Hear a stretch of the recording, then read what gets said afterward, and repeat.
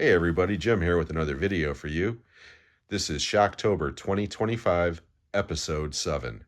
But before I begin, at the end of this video, if you like what you see, please consider giving me a thumbs up, a possible subscribe, but most importantly, please leave comments below. Let me know how you feel about this series in general. Let me know how you feel about the movies that I highlight every day. Now today, as I said, it is Episode 7. Today is Tuesday, October 7th. And tonight, before I begin my episode, I just want to mention that this evening, October 7th at 7 p.m. Eastern Time, on the very next live episode of Talking Movies with Sean, Kenny, and Jim, our special guest tonight will be Mr. Dan from Mr. Dan in Horror. We're going to be talking about classic horror films, horror movies that came out before The Exorcist in 1973, when, let's face it, horror changed forever. So that will be this evening at 7 p.m. Eastern Time. You can catch that live or on replay on either Sean's channel at Movie Assault or on the Talking Movies with Sean, Kenny, and Jim channel at Talking Movies 2024. You can also download that on Spotify or wherever you get your podcasts the next day. But bearing in mind that that is our topic for this evening, I thought that I would tie today's video into that.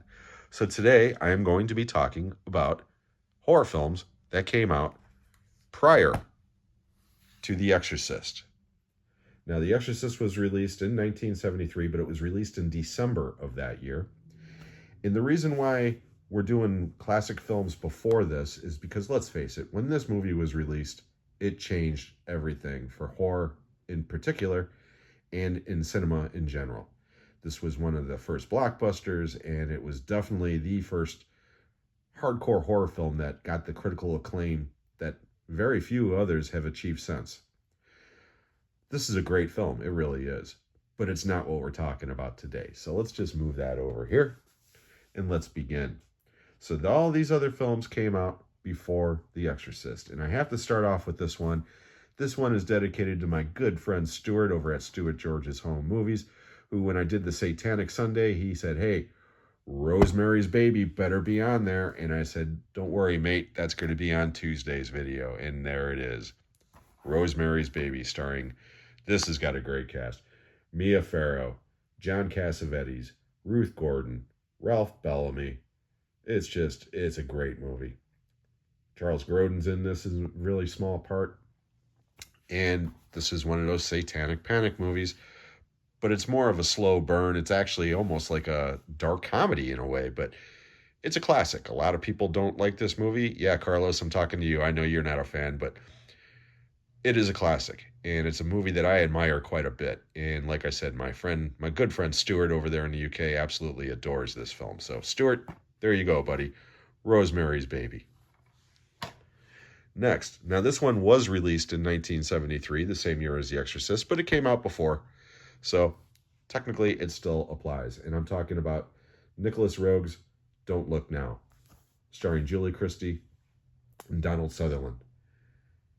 This, talk about slow burn, that's exactly what this film is. You have to have patience for this film. But that being said, it's a very good movie. It's a very effective movie. Julie Christie and Donald Sutherland give incredible performances. There's an extremely explicit sex scene in here where for years people thought that they were actually having sex on screen, but that's been debunked. But it's a really slow burn, interesting movie with a shocking ending. So this movie is definitely not for everyone. It's another one that I appreciate more than I enjoy, but it is part of my collection, so therefore I do enjoy it to a certain level. So the next selection is Don't Look Now from Nicholas Roeg. And then we're just going to end this with a bunch of Vincent Price movies, because let's face it, Vincent Price was like the king of horror back in the day. So we're going to start off with The Tingler, directed by William Castle. This came out in 1959. And this is one of those movies, if anybody's ever seen the movie Matinee, starring John Goodman, that character that John Goodman plays is loosely based on William Castle, because William Castle used to make these schlocky type movies, and then he would do things with the theaters to enhance the effects. In this particular case, in The Tingler, they actually hooked up electric shock things to certain seats in the movie theaters. So that way, when the Tingler showed up on screen, the people in the audience would get a small shock and make them scream and blah, blah, blah, blah, blah. He went on, of course, to do 13 Ghosts and a bunch of other films. And yeah, William Castle, he's one of those icons of early horror cinema. He's like Roger Corman before Roger Corman. So here we go with The Tingler. Speaking of Vincent Price, we're going to go to my Fly box set now from Scream Factory. As you can see, great artwork. There's Vincent Price right there. And I'm talking about The Fly, the original. This one was released in 1958. And it co-stars Patricia Owens, Al Hedson, and Herbert Marshall. And it's directed by Kurt Newman. Classic film.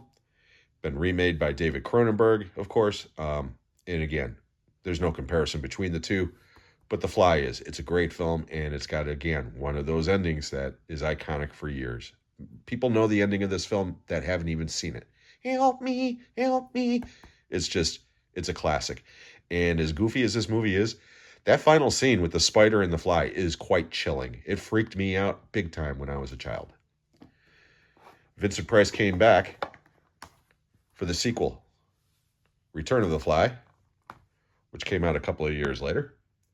And it's nowhere near as good, but it's still watchable. But he did not come back for the third film, The Curse of the Fly. And this one was released in 1965. And of the three, this one is the weakest. But again, all three films are great, just like the Cronenberg remake and the sequel directed by Chris Wallace, starring Eric Stoltz. I have a soft spot for that movie as well. But really what I'm talking about in this particular video is the original, The Fly. And since we're talking about Vincent Price, we're going to end it on this one. Actually, I should say end it on these two. A great double feature from Kino with The Abominable Dr. Phibes and Dr. Phibes Rises Again. Dr. Phibes came out in 71. The sequel came out in 72. And Joseph Cotten co-stars with Vincent Price in the original one. Peter Cushing's in the second one. These movies are a lot of fun. They really are. I think Saw got a lot of inspiration from these films. I really do. And Vincent Price, it's one of his best roles, in my opinion. You could tell he's having a ball playing this character. And even though this character is a killer and does some things, some questionable things, he's not really a villain. You can kind of see where he's coming from. And in that regard, these movies are a little bit different than most. And again, Vincent Price is just awesome as Dr. Phibes. So those are my last two recommendations for this classic edition of Shocktober 2025, The Abominable Dr. Phibes and Dr. Phibes Rises Again. I hope you enjoyed this video. If you did, please give me a thumbs up, a possible subscribe, but most importantly, let me know how you feel about my picks. And again, I want to invite each and every one of you to join us tonight on Sean's channel at Movie Assault or the Talking Movies 2024 channel for the next episode of Talking Movies with Sean, Kenny, and Jim. Our special guest is going to be Dan from Mr. Dan in Horror. I'm going to be leaving the links in the channels in the description below.